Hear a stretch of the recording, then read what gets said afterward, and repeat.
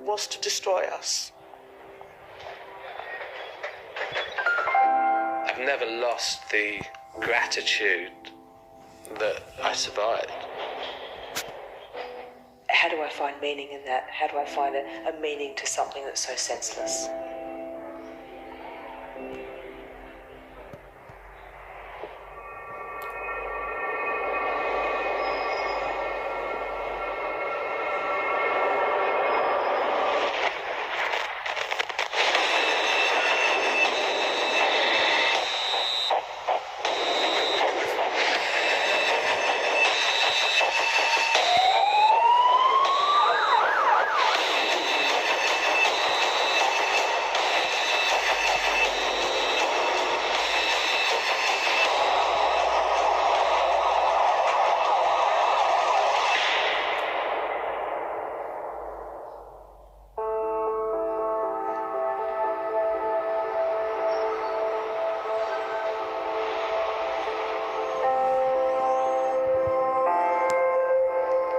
It was a beautiful, typical London summer. So we all had our coats on.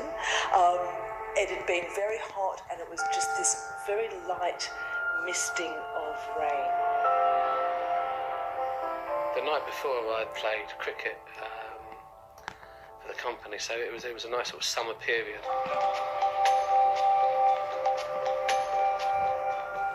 Morning rush hour.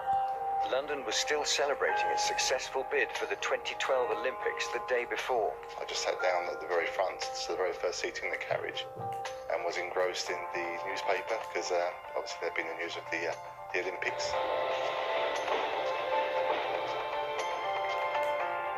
I was just so excited. It was just fantastic, and it was going to be the beginning of another chapter.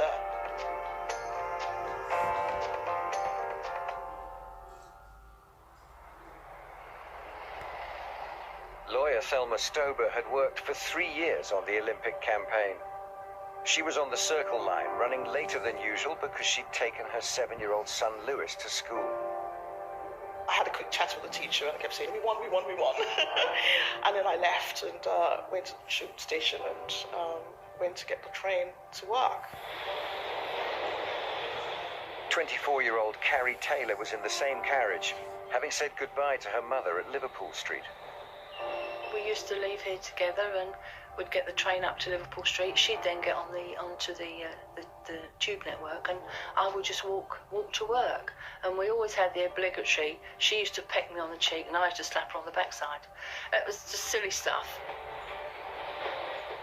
It was sheer chance that brought so many people that morning to a time and a place that would change their lives in an instant. Richard Levy had taken a different route to see progress on Arsenal's new Emirates Stadium. I was a bit of a football fan, and I used to like going past this stadium, and every week I'd go past it, was slightly more built, slightly more built, slightly more built. Jill Hicks had forgotten her travel card and had to queue for a ticket. I was running late and I never, ever ran late for work. This was the only morning that I did that. Tim Coulson happened to be in London for a course on a Circle line train going through Edgware Road. It wasn't a regular commute at all. London was a place I didn't go to very much. I went there for the art.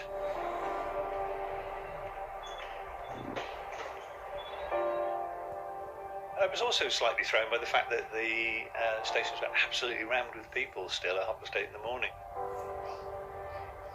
On the same line as Tim, heading the other way, 22-year-old David Folkes was on his first solo trip from Manchester to London.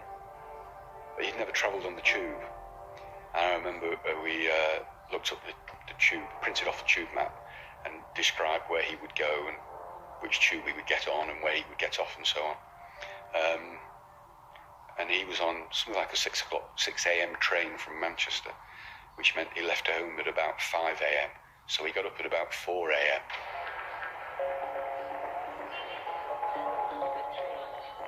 On the Piccadilly line, Jill Hicks and Richard Levy each battled to get onto the same overcrowded train at King's Cross. The platform was packed full of people, almost, I'd say, 6 people deep. people on the underground don't talk to each other. It's this unwritten rule if you don't talk to anyone on the underground. And we're all sitting there, standing there rather, waiting for this train to come.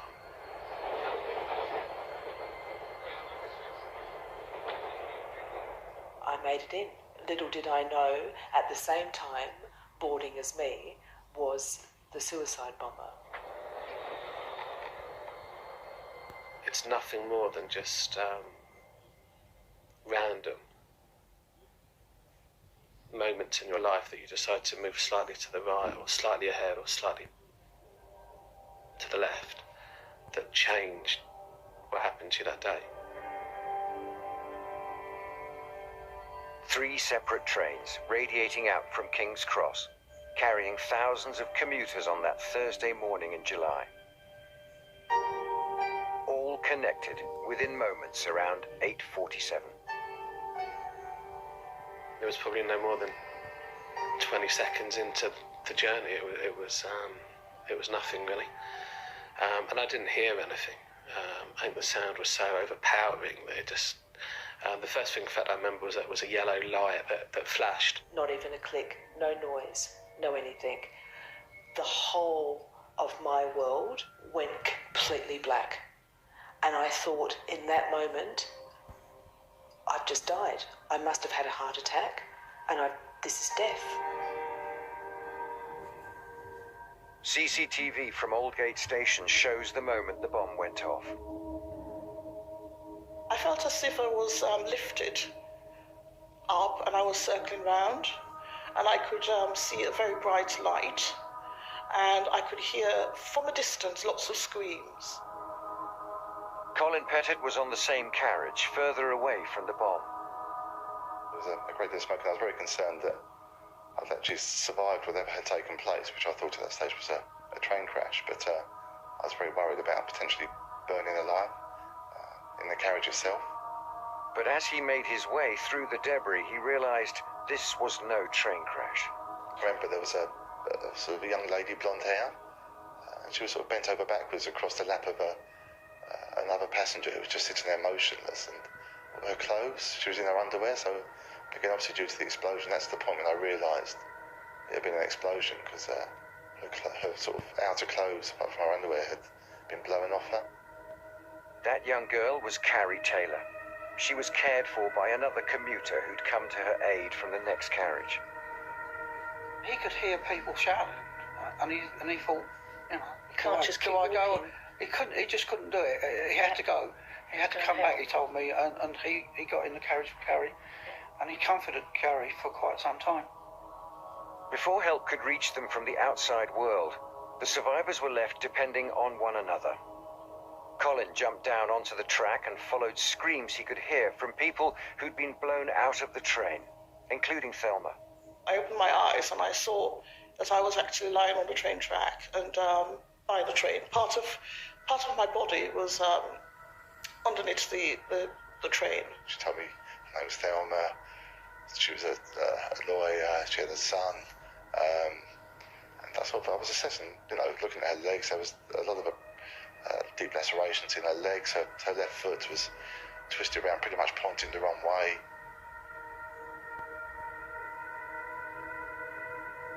Part of the door was actually stuck to my thigh, and the door of the train had come off and part of it was hanging, and there were people screaming and shouting on the train, and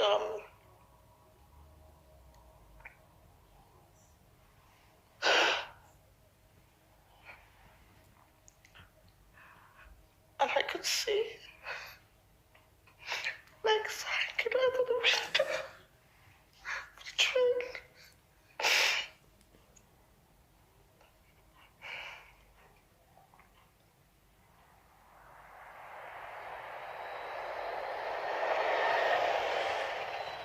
When the bomb went off on the Circle Line train near Edgware Road, the force of the explosion stopped Tim Coulson's train passing in the other direction.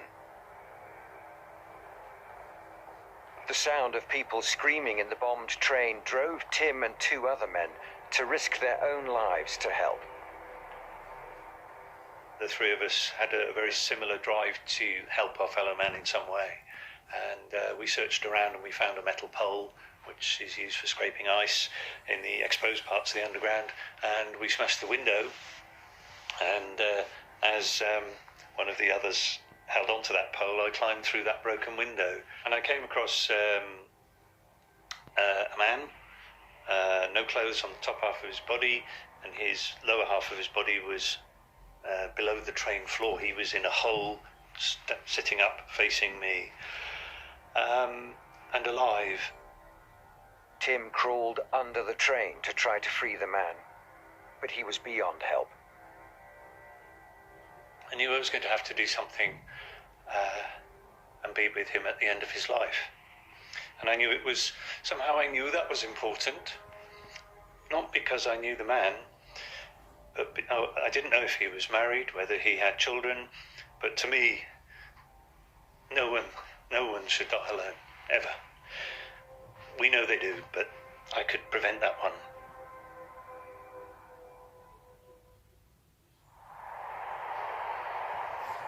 Those struggling to survive underground had no idea that others were going through the same experience on 2 other tube trains.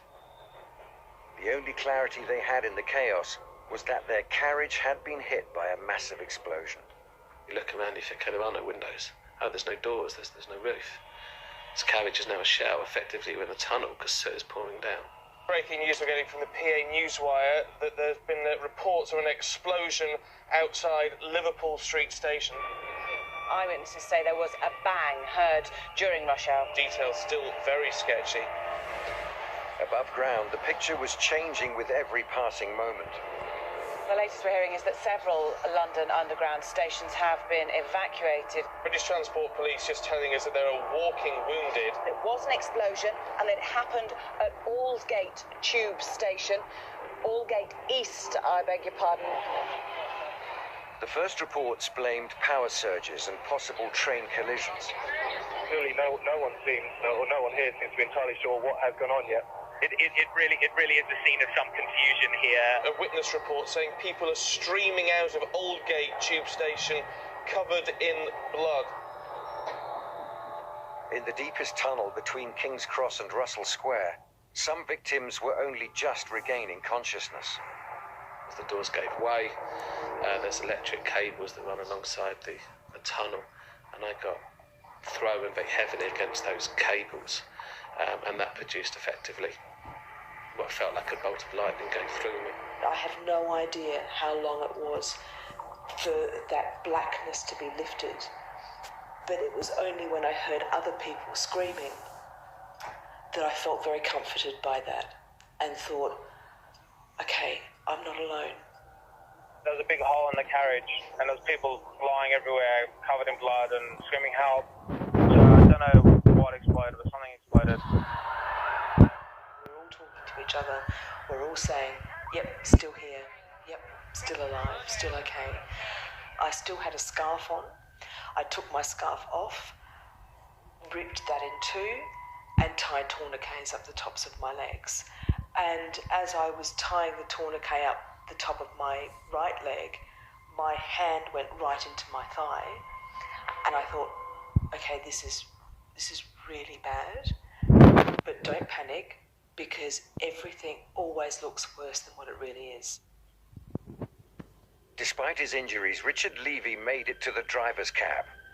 The driver told him to head for Russell Square Tube Station, but warned him that the line could still be live. All you're waiting for is the metaphorical light at the end of the tunnel. That's really what you're looking around. And I saw a guy running in the other direction. He had a luminous jacket in, and he said, "Are you okay?" And in a way, they're the three greatest words I could have heard, because you're talking to someone who is just saying, "You okay? You okay?" And I said, "I don't know if I'm okay, but I do know that people need help in there." They're telling us some casualties and what they're describing as a major incident on London Underground. I don't know what happened. You probably know more than me.